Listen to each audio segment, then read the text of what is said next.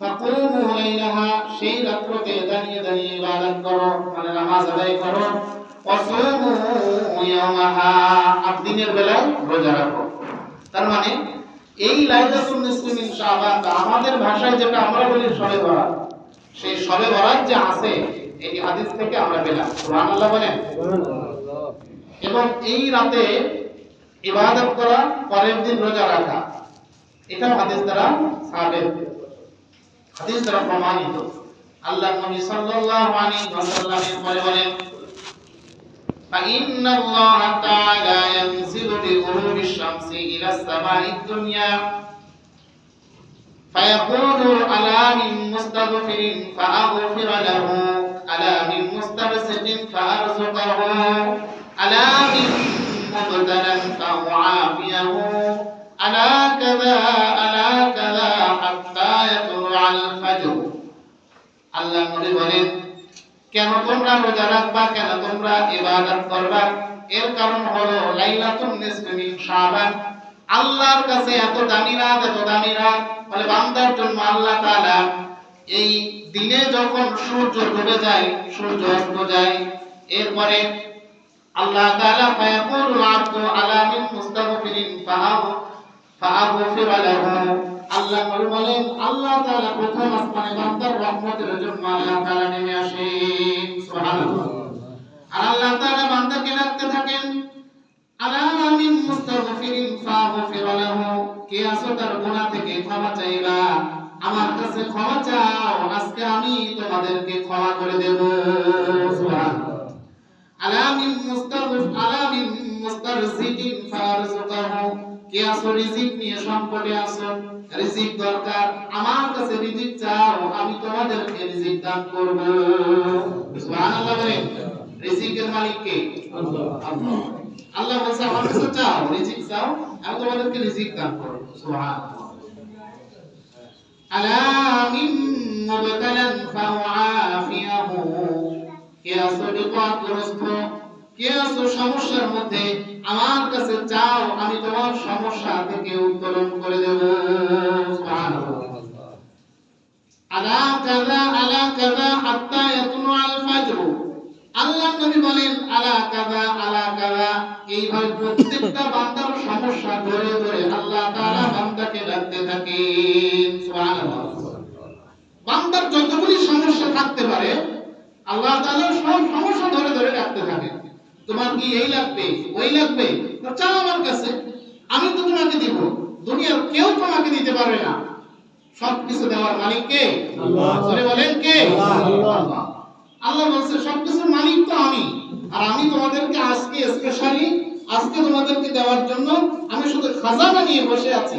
দেখি আমার কোন বান্দা আমার কাছে চায়, আমার কাছে যে চাবে আমি তাকে দিয়ে দেব। সুবহানাল্লাহ। এটা আল্লাহর ঘোষণা। আল্লাহ রাসূল বলেন, আলা কাযা হাত্তা ইয়াতলুআল ফাজর।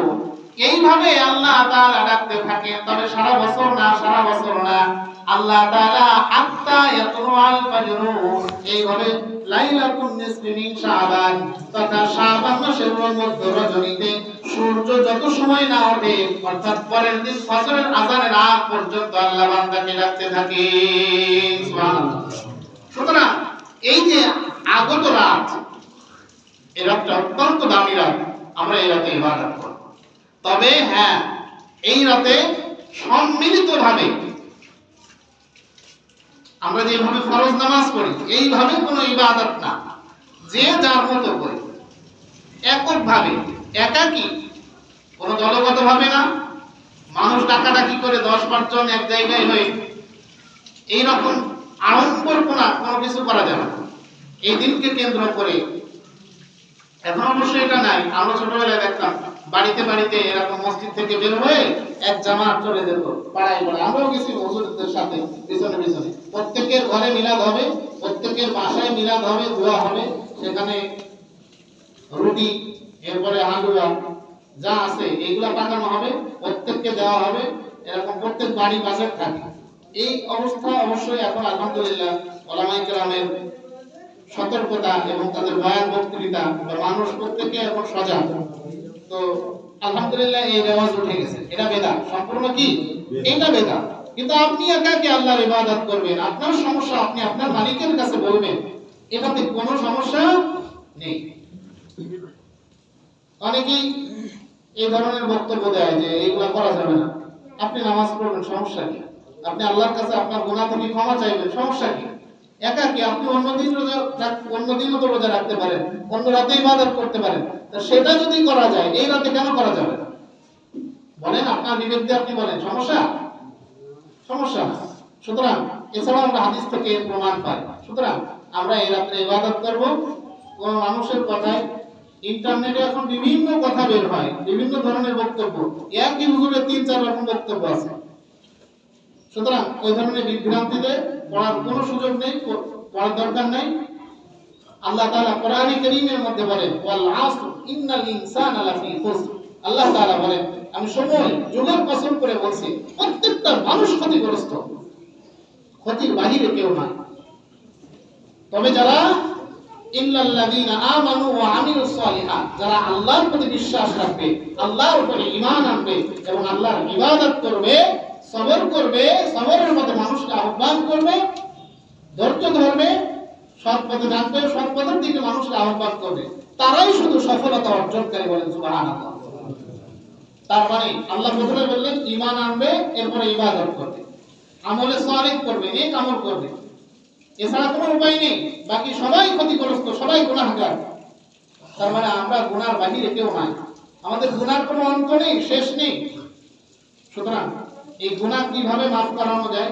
আল্লাহ তাআলা উম্মতে মুহাম্মাদীকে বিশেষ বিশেষ কিছু সুযোগ সুবিধা দিয়েছেন, বিশেষ বিশেষ কিছু সুযোগ সুবিধা আল্লাহ তাআলা এই উম্মতে মুহাম্মাদীর জন্য রেখেছেন, যেটা অন্য কোনো নবীর উম্মতের জন্য ছিল না। বলেন সুবহানাল্লাহ। হযরতে রাসূল করিম সাল্লাল্লাহু আলাইহি ওয়াসাল্লাম সাহাবায়ে কেরামের সামনে এক বনী ইসরাইল যোদ্ধা, যিনি যুদ্ধ করতেন আল্লাহর রাস্তায়, জিহাদ করতেন, এই যুদ্ধ কর্মীওয়ালা এক ব্যক্তির ঘটনা আল্লাহ রাসূল শোনাচ্ছেন যে সে ব্যক্তির হায়াত ছিল 1000 বছর। কয় বছর? 1000 বছর হায়াত ছিল। এই 1000 বছর হায়াতের মধ্যে সে সারা দিন, দিনের বেলায় আল্লাহর রাস্তায় জিহাদ করে, আর রাতের বেলা হলে আল্লাহর ইবাদতে মগ্ন থাকে। সুবহানাল্লাহ বলেন। এটা কি কম ব্যাপার? প্রতিদিন যুদ্ধ করবে, এত যুদ্ধের ক্লান্তি, কষ্ট। আমরা এমনি সফর করলে পরের দিন, ওই দিন রাত্রে দ্রুত খেয়ে ঘুমিয়ে যায়, কারণ সারাদিন সফর করা, কষ্ট করা, হাঁটাহাঁটি করা। আর যে ব্যক্তি যুদ্ধ করে তার কষ্ট কি কম? শত্রুর সাথে জিহাদ করা, এটা অত্যন্ত পেশানির ব্যাপার, কষ্টের ব্যাপার, মুজাহাদার ব্যাপার।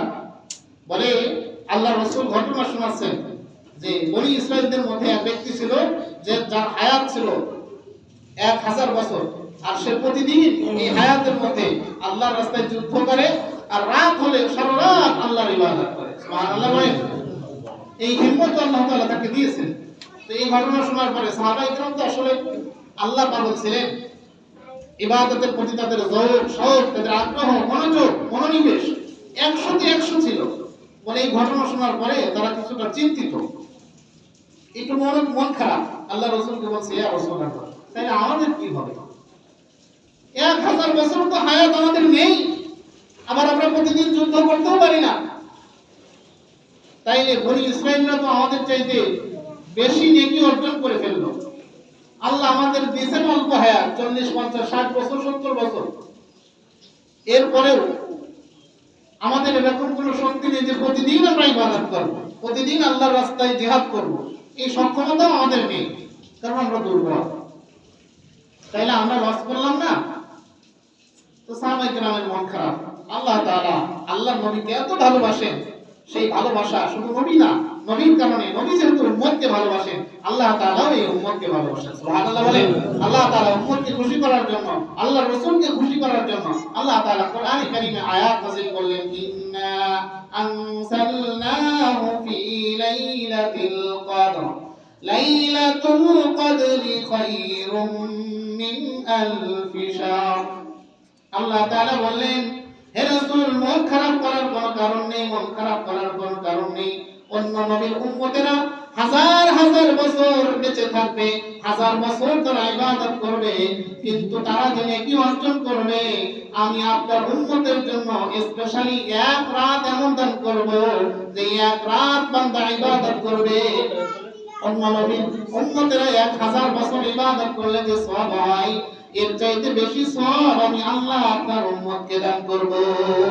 সুবহানাল্লাহ। আর আসতে বলেন সুবহানাল্লাহ। সুবহানাল্লাহ। সুবহানাল্লাহ। আল্লাহ বললেন আমি লাইলাতুল কদর নামক একটা রাত আপনার উম্মতের জন্য বাছাই করে দিলাম।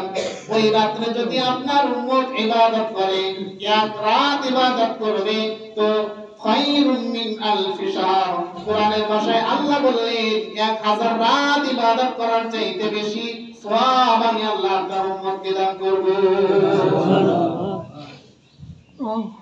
এই ফজিলত শুধু উম্মতে মুহাম্মাদী ছাড়া আল্লাহ তাআলা আর কাউকে দেন না।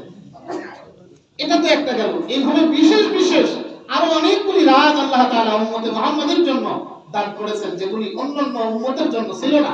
অন্যান্য নবীদের এবং উম্মতের হায়াত বেশি ছিল কিন্তু তাদের এইরকম স্পেশালি বাজেট কিছুই ছিল না, যেটি নবী উম্মত নবী মুহাম্মদুর রাসূলুল্লাহ সাল্লাল্লাহু আলাইহি ওয়াসাল্লাম এবং তার উম্মতকে আল্লাহ তাআলা দান করেছেন।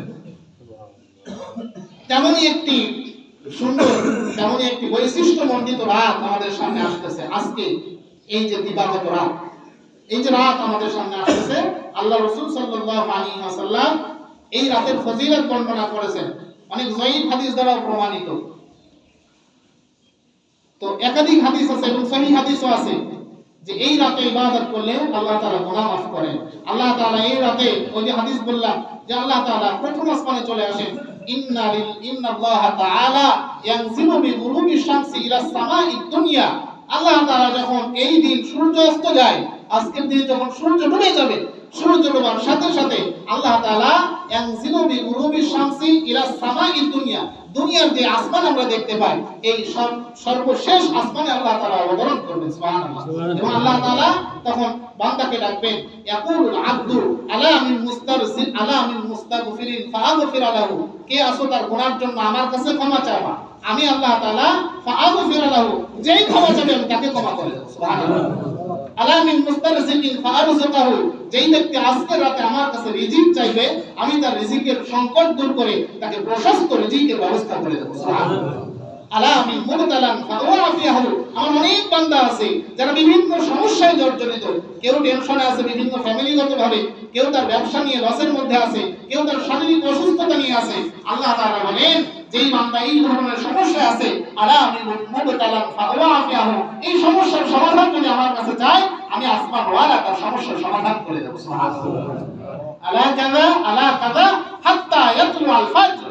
এইভাবে বান্দার যতগুলি সমস্যা বান্দার থাকতে পারে, একটা মানুষের যতগুলি সমস্যা থাকতে পারে, আল্লাহ তাআলা এইভাবে প্রত্যেকটা সমস্যা ধরে ধরে বান্দাকে রাখতে থাকেন কোন পর্যন্ত, হাত্তা ইয়াতলু আল ফাজর, যত সময় না ওই রাত্র শেষ হয়ে পরের দিন সুবহে সাদিক উদিত না হয়, যত সময় না ফজরের আযানের সময় চলে আসে, ওই সময় পর্যন্ত আল্লাহ তাআলা বান্দাকে তার প্রত্যেকটা সমস্যা ধরে ধরে রাখতে থাকে। আর এই সময়ের মধ্যে যেই বান্দা আল্লাহর ডাকে সাড়া দেয় তার সমস্যাগুলি বলে আল্লাহ তাআলা প্রত্যেকটা সমস্যার সমাধান আসমান থেকেই করে দেন। সুবহানাল্লাহ। সুতরাং এই রাত্র অত্যন্ত দামি রাত, তবে জমা হয় না, যার সেই এককভাবে যার যার মতো আমরা ইবাদত করব, যার সমস্যা তাকে এই সমস্যার সমাধান তার নিজে করতে হবে, আর একজনকে দিয়ে না, দলগতভাবে না, একাকীভাবে আমরা নফল নামাজ পড়ব, জিকির আজকার করব, দোয়া দুরূদ পড়ব, আল্লাহর কাছে আমরা ক্ষমা চাবো, আল্লাহর কাছে আমাদের সমস্যার সমাধান চাবো। সবকিছুর মালিক তো তিনি আমাদের রিজিক দেন, তিনি আমাদেরকে হায়াত দিয়েছেন, একসময় তিনি আমাদেরকে মরণ দিবেন, এই সব কিছুর কাজে আল্লাহ তাআলা করবেন। সুতরাং আল্লাহর কাছে আমাদের প্রশস্ত রিজিকের দাবি আল্লাহর কাছে আমরা জানাবো। আমাদের গুনাহ, প্রত্যেকটা মানুষ গুনাহগার। আল্লাহ তাআলা কোরআনে বলেছেন ইন্নাল ইনসানা লাফি খুসর, প্রত্যেকটা ইনসান, প্রত্যেকটা মানুষ ক্ষতিগ্রস্ত, প্রত্যেকেই গুনাহগার। সুতরাং যার গুনাহ তার সমাধান করতে হবে, আল্লাহর কাছ থেকে ক্ষমা নিতে হবে। আল্লাহ তাআলা আমাদেরকে তৌফিক দান করেন, পড়েন আমিন। আমরা দিনে রোজা রাখবো, আগামীকাল আমরা রোজা রাখার চেষ্টা করব ইনশাআল্লাহ।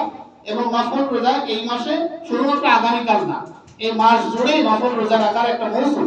আল্লাহ রাসূল সাল্লাল্লাহু আলাইহি ওয়াসাল্লাম রমজানের বাহিরে সবচেয়ে বেশি নফল রোজা রাখতেন এই শাবান মাসে। সুতরাং আগামীকাল তো রাখার চেষ্টা করব ইনশাআল্লাহ।